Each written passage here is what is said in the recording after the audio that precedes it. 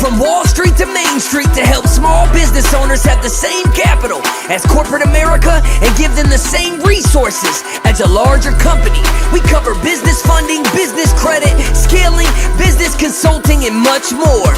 Check out the website at shieldadvisorygroup.com. Welcome to the show, The Liquid Lunch Project. Hey, welcome back, everybody, to another episode of the Liquid Lunch Project. I am Matthew R. Meehan, alongside my partner, the Professor Luigi Rosabianca. What's going on today, Lou? Matt, how are you, buddy? I feel like I'm in an Irish panino today. I've got Matthew Meehan on one side and the lovely Jessica Dennehy on the other. So today, folks, we're going to be talking about pivoting and slaying. The author, the executive of the mastermind with the eponymous name. Jessica, welcome to the Liquid Lunch Project, and tell us right off the top about your pivot and how you're slaying it. I have so many pivots, but first of all, thank you for having me. I'm really excited to be here. Pivot and Slay is a coaching company that is focused on empowering entrepreneurs to continuously pivot their mindsets and their businesses so they can slay it. And my number one goal with that is to help people find freedom, because so many small business owners get stuck in the hustle, and that doesn't have to be that way. You can, elevate yourself into the CEO position and really find freedom within your own small business. And freedom is so powerful and comes in so many different ways. And Pivot and Slay is really how I've lived my life. And I never really depicted it that way before I, wrote my book and opened my company, but it really perfectly describes what a business owner has to do, which is consistently evolve and adapt no matter what happens. Because the only way that you will be able to slay your goals is if you're adaptable and you have a plan of action, but you're willing to see what happens and let life kind of take you down its journey while you continuously navigate it. Well, Jessica, we know why you resonate so well with your clients is because you are the benchmark. You set the benchmark because you pivoted and now you're slaying. So tell us a little bit about your past. What was your original calling and how did you pivot? So now it makes you the poster child for pivoting and slaying. My dream as a young woman was to work on Wall Street as a lawyer. I wanted to be a lawyer so much. I love arguing different perspectives and really understanding both sides of an argument. That's something that's always been really interesting to me. So law was calling my name from a really young age. And basically my entire schooling was geared towards becoming a lawyer. And so I got all the straight A's and I got into the good schools and all that stuff. And then I graduated and got my dream job on Wall Street. And there's so many pivots between that whole, journey, but we won't get into that yet. And while I was there for 10 years. I was regulating the New York Stock Exchange, and it was pretty awesome. I mean, I was straight out of law school. So I was a young woman, very unusual for Wall Street, right? It's very, very male dominant, lots of alpha energy down there. I loved it for a long time. But one day, Jessica, before you delve into that, did you have Matthew R. Meehan on your radar? I didn't, and I'm so happy. If I know your name in that role, that is not a good thing. So no, I had no idea who Matthew was. He was a good boy. Yes, clearly, because otherwise we would have crossed paths and not in a positive way. But you guys know, that world, the world of law and the world of finance is very heavily regulated. And I started to really feel caged. I couldn't choose what clients I got to take. I couldn't choose what cases. I couldn't choose what my day looked like. And I started to resist that. And I didn't know it then, but now I know. That's the entrepreneurial bug, toying with you, like, come get me. I know this is what you're meant to do.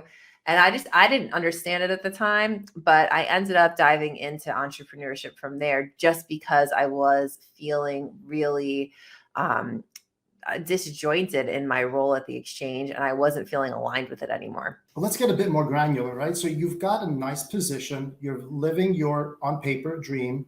You've got a nice income. You've got stability. You're probably wearing some nice designer clothes.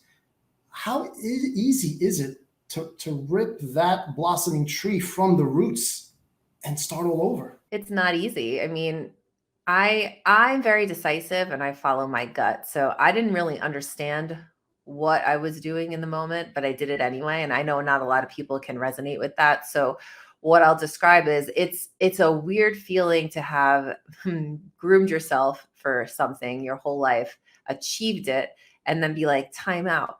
This isn't making me happy. That's a terrible moment because then you start questioning everything like, oh my God, how did I get myself here? Why is it not making me happy?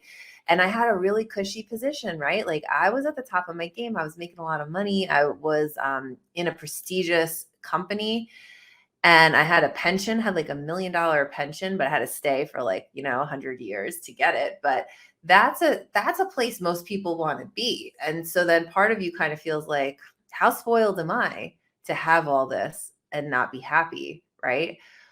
But to me, following my inner compass and my gut instinct and doing something that makes me feel passionate and happy is my higher purpose. Like that is what I have to do to be happy. And for a long time, I was happy on Wall Street. And when I stopped being happy, I knew it was time for me to move on, even though it seems like crazy. And trust me, people thought I was crazy because my first business was a barbershop. And I remember being like, people saying to me, you're going to leave Wall Street and own a barbershop? Really? Really? That's what you're going to do with your life? And I'm like, yeah, that's what I'm going to do. I could totally relate to that from leaving Wall Street too, because you put in so much time, effort, and you think this is what you want. And you kind of have an identity crisis at some point in time and then realize it's not for you. But my question for you is, I know before I left, I actually laid the foundation and the groundwork to open other businesses before I actually ripped that Band-Aid off completely instead of diving straight into the pool. Did you open these businesses that you started, these barbershops, and work on Wall Street as an attorney at the same time?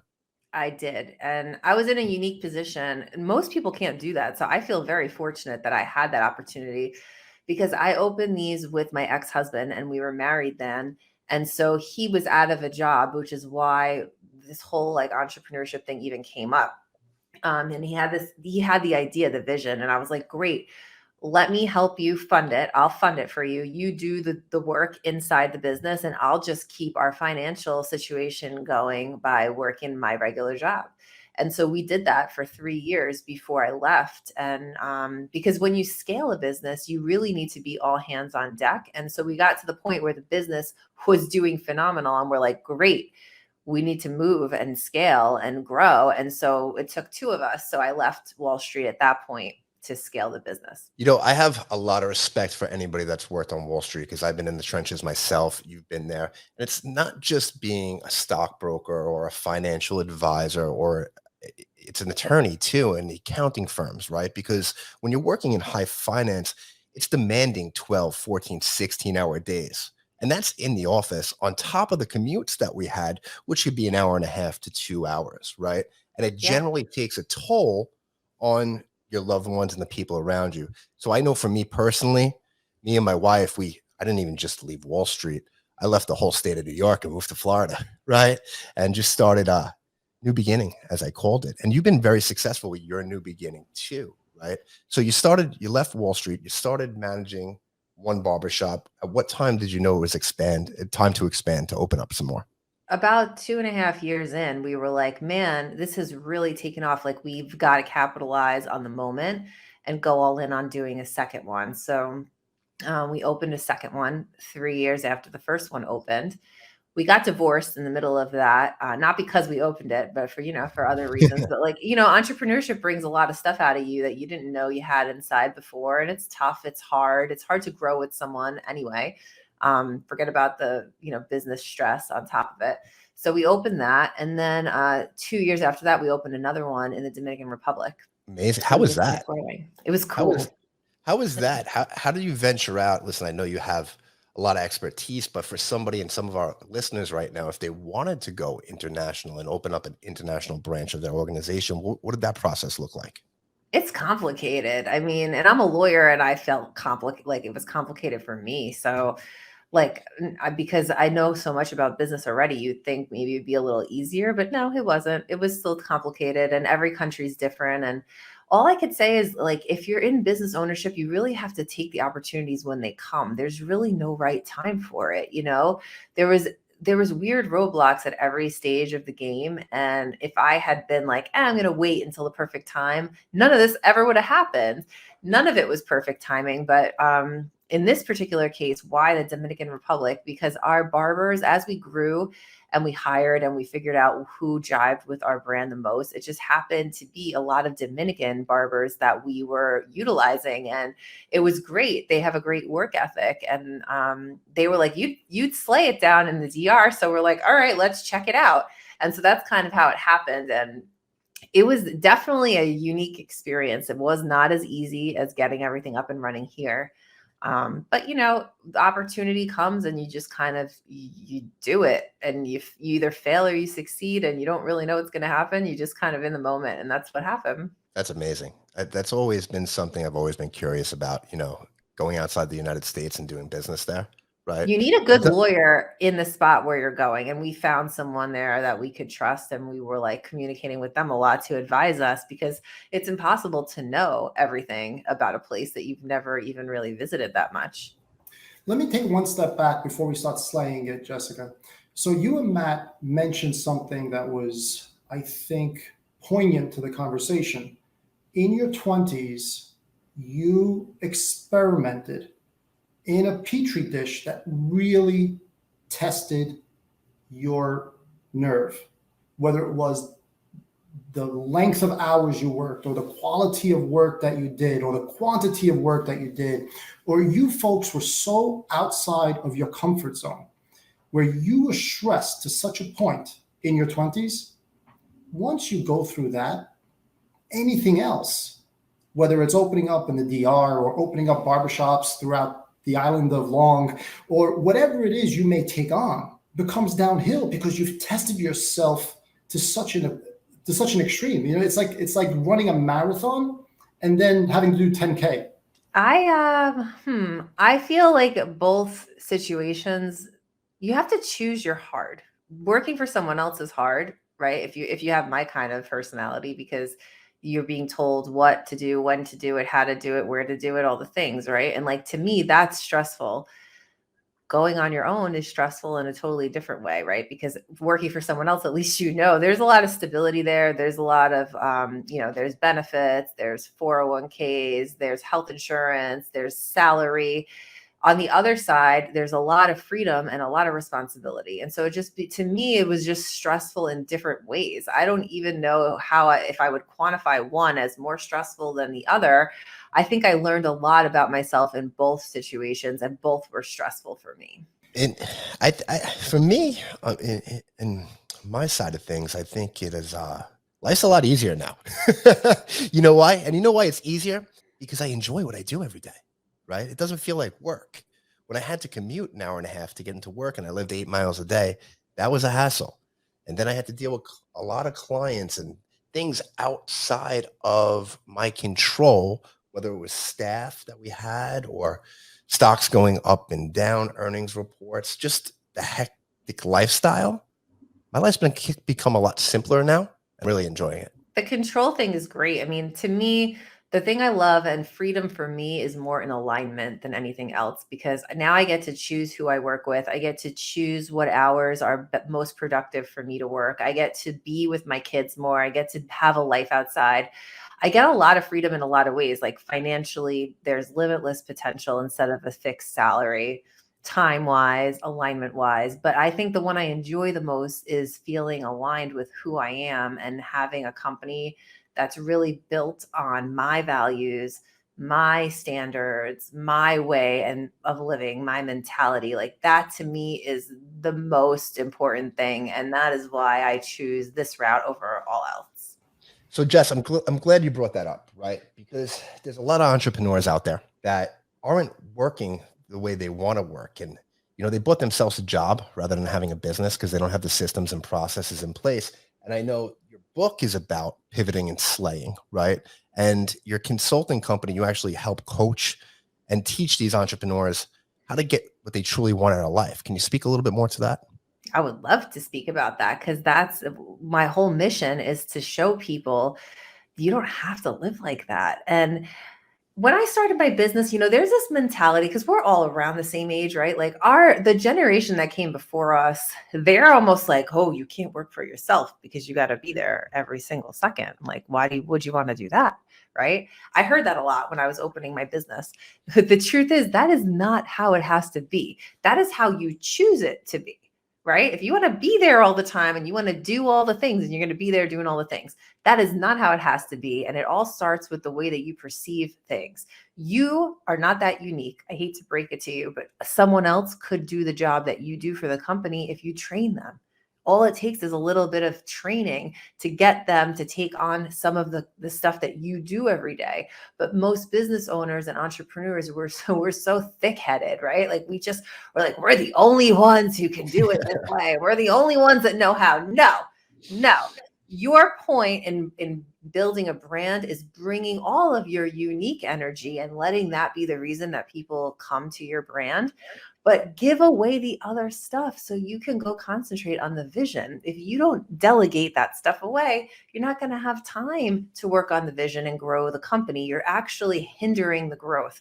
So the biggest thing you can do is start to come to the table and think of ways to lift yourself out of the hustle and work on the bigger vision. And that's what I help people do. I think you're absolutely right. I think it's a generational thing, right? I started a business with my father-in-law when we first moved to Florida, and he's old school. He's an Italian guy, right?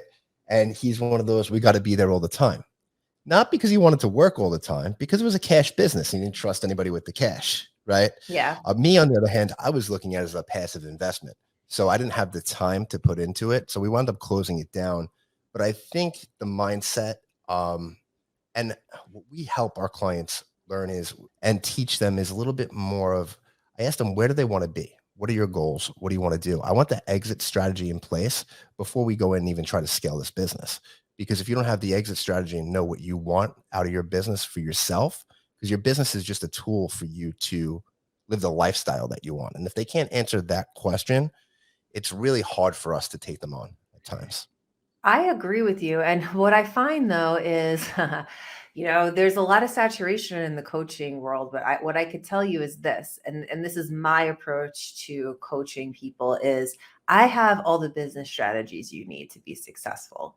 But if you're not showing up as your most empowered and aware self, none of that shit's going to work. Because business strategies start with the person who's implementing them, and that is you. And if you're in the hustle all the time, guess what? You don't have any clarity on where you're faltering, on where you could get better, on where you could be more efficient, on where you're not showing up as the most empowered leader. You're leading this company. You got to get with the program. You got to know what your goals are. You have to have a vision in mind. And if you don't have any of that stuff and you're not working on you, all the business strategies in the world are not going to help you. Jess, tell me about a time that you kind of got punched in the face, right? You left Wall Street, you left a cushy job. Things were going great, right? But maybe there was a downturn in the market. Maybe the economy set, maybe it was a recession. Tell me about a way that you picked yourself back up, because we're big believers in, I don't think you're a real entrepreneur until you get punched in the face and you're able to pick yourself back up and not only get back to where you were, but excel from that point. I mean, I've done that a million times. I've gotten punched in the face more than I care to talk about. But for me, a real big turning point that was more recent was the COVID shutdown, because I had been so focused on building and scaling my barbershop business, which is great. And it was going really well. And then they all got shut down. And I was just like, oh shit, I finally see the fallacy in my own tactics. Was like, I didn't diversify enough. I didn't have anything else coming in. So, because I was just so busy and focused on the one thing. And so for me, like, that point really strengthened my character, because not only did I have to pivot in financially and find a way to make money, which is how Pivot and Slay was even born in the first place, but the more valuable lesson was how much effort and energy I was wasting on things that didn't even matter, right? Like, I looked around and I was like, oh my God, my back's to the wall. I'm a single mom. I have to make ends meet. all the money and effort I've put into my business for 10 years is now nothing for the foreseeable future. Like, what do I do? And I started having to make really conscious, intentional choices on how I spent my time, how I spent my money, who I gave my energy to, because everybody was freaking out. But I had to concentrate. I had to be on my best.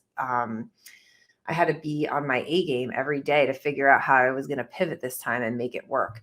And so for me, it was a huge lesson in mindset and intentionality, because every day I made myself a schedule and I was like, I'm going to wake up and I'm going to work out and I'm going to help entrepreneurs. And I started using my platforms on social media to just coach people for free on how to get loans and pivot during the pandemic, and later then how to reopen. And I started feeling really happy. Like, I felt this sense of happiness that I hadn't ever felt before. And I had no job. Like, I legit had, my shop still hadn't opened yet. It's like months, like 4 or 5 months in New York. And I'm like, why am I the happiest I've ever been? Like, seems to make no sense. Well, it's because I started living with purpose and intention more than I ever had before. And that's when the light bulb went off. Oh my God, if I live like this every day and I go show up at my business like this every day, how much more successful are we going to be? Because my energy gets infused into the staff, gets infused into the brand, gets infused into the marketing. And I started to show up different, and it changed everything. It changed my barbershop business. It changed, my life through Pivot and Slay. I made so many connections with other small business owners, and my whole life changed, all from getting punched in the face. So in the worst time of your life, because it wasn't tough, single mom, 2 kids at home, business, the doors are closed, you couldn't even work, you found a new passion, and you rose like a phoenix. I love that. That was just one of the times too. I mean, I have stories for days we could sit here and talk about, but it's really about, you're not going to stop getting punched in the face, guys. Like, this is just going to happen over and over again. Like, things are not going to work out your way. Markets are going to change. Things are going to happen that you don't even foresee right now. Relationships, divorces, I mean, like everything, deaths, all the things. It's just about how you react to it. And you can choose your reaction, right? You can choose to see the positive and figure out a way to spin the lesson. Like, okay, I'm grateful that I'm learning this lesson right now, even though it sucks, right? Or you could choose to just be mopey about it and, wallow in your own self-pity. That's a choice we have. You're in control of that. And the sooner you figure that out and the sooner you change the way that you react, the more possibilities are available to you. And that's what I've learned by getting punched in the face over and over. Jess, you have 2 best-selling books, Startup Legends and Pivot and Slay. So you've done this once or twice, right? Tell us about the book writing process. And does it come naturally to you? Were you a natural writer? Did you sit down intentionally and say, I'm writing a book and I'm not leaving this office that I'm in until it's done? What did the process look like for you? Oh, it's interesting. It's a lot of ebb and flow, like most things, right? Like, there's days where you're like, I'm going to slay it today and I'm going to write my heart out. And then there's days where you're like, I know I have to write and I'm so uninspired, right? You can't be perfect and on all the time. For me, yes, I'm a natural writer. I mean, I write for law a lot. I was an English major, so I've written a lot of stuff in my life, and I've read a lot of stuff, so that helps. But it's kind of a different story when you're writing your own thoughts, your own experiences down. For me, the hardest part was not the writing, but like the imposter syndrome I was feeling. Like, who's going to want to read this? Like, why am I doing this? Is this really something people need to hear? And kind of doubting my own worth. That was something that triggered me a lot during the process. But and the process itself is just like anything else. You have to be disciplined about it. You're not going to write it overnight. It took me 8 months. And I just did it little by little, and I tweaked it little by little. And at the end of the day, I mean, I could tweak it forever. And at some point you have to be like, this is it. Where can everybody find your books, by the way? Amazon. Amazon.com? Yeah, or my website, pivotandslay.com. Awesome. And what's next? What's 2.0 look like for Jessica Dennehy? Okay, so this year, I'm really excited. Last month, I started a new project that I'm super stoked about. It's the Long Island Entrepreneur Empowerment Group. So it's a local group I started to help small business owners for free, because I love this. I love entrepreneurship so much, and I'm so passionate about it. And where I live in Long Island, New York, it's a lot of mom and pops, like lots of restaurants, salons, barbershops, HVAC companies, electrical companies, all owned by people just like us who are, not business savvy by nature, but we're gritty and we're feisty and we're ready to slay.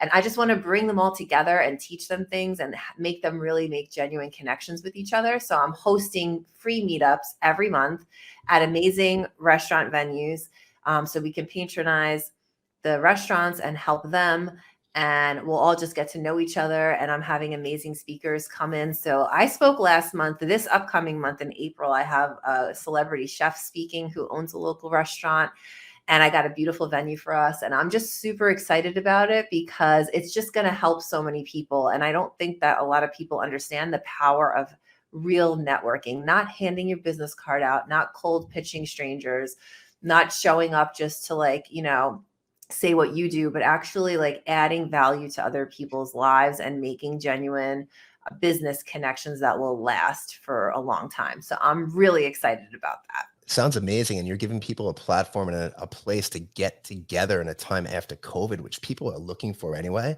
But more importantly, you're giving them the opportunity to build real relationships, right? And we all know right here, right now, business is done with people you know, like, and trust. And the only way to do that is to garner a real relationship. So that's amazing. Where can people find out more about this network that you're putting together? Well, everything's on my Instagram account, which is at the Jessica Dennehy. And I have a meetup link. If you're interested and you live in the area, you can go to lientrepreneurmeetup.com. So actually, the episode that was just released this week, we had the CEO of meetup.com on here, and he was telling me things are really picking up in the meetup space. So I think your group's going to actually super crush it. I'm excited. I mean, I've made a lot of partnerships so far, like someone in our network that we're in together. You guys and I introduced me to this celebrity chef who happens to also be super passionate about small business. And he has a beautiful restaurant with a big, huge party room with the stage and everything. And now we're going to do all the events there, which is great because we could fit a lot of people. So we started small, but I have big expectations for this group because I know that people need this and it's just going to help everybody grow. I'm really excited. It sounds amazing. You're definitely going to crush it like everything else that you do. I mean, come on. You're an attorney, a best-selling author, not once, but twice. And now you're helping a lot of people out. We appreciate you being here, Jessica. We want to be extremely respectful of your time because we know you're super busy. But I do have one more question for you before we let you run. Okay. And I ask every guest, and we get some interesting answers. We get a lot of the same answers, but I have a feeling your answer is going to be one of the best I've ever heard so far. Oh, now I can't disappoint. That's why I did it. So Jess, tell me, what does success look like to Mrs. Jessica Dennehy? What does success look like to me? So success for me is, and it's funny because a lot of times in these mastermind worlds, we talk about stay focused and don't ever stop and blah, blah, blah, blah, blah.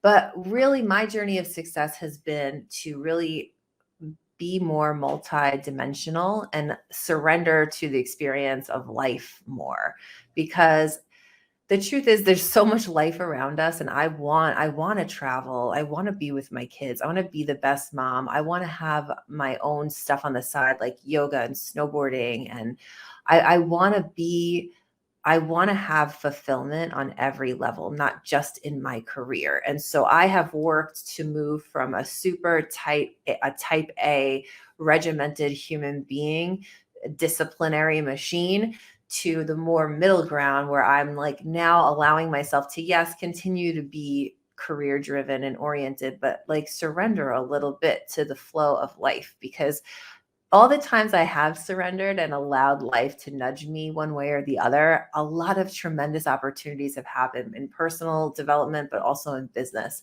And I'm learning the lesson. So that is success to me, when I can actually allow that to unfold. Told you I wouldn't be disappointed. Jess, thank you so much for being here. Tell everybody where they could reach you and find you on the socials.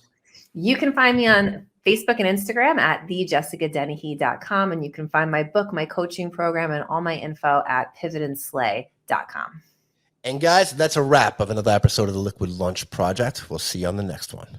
Thank you for listening to the show. And make sure you subscribe, leave a review, and share it with a friend. We'll see you on the next episode of The Liquid Lunch Project.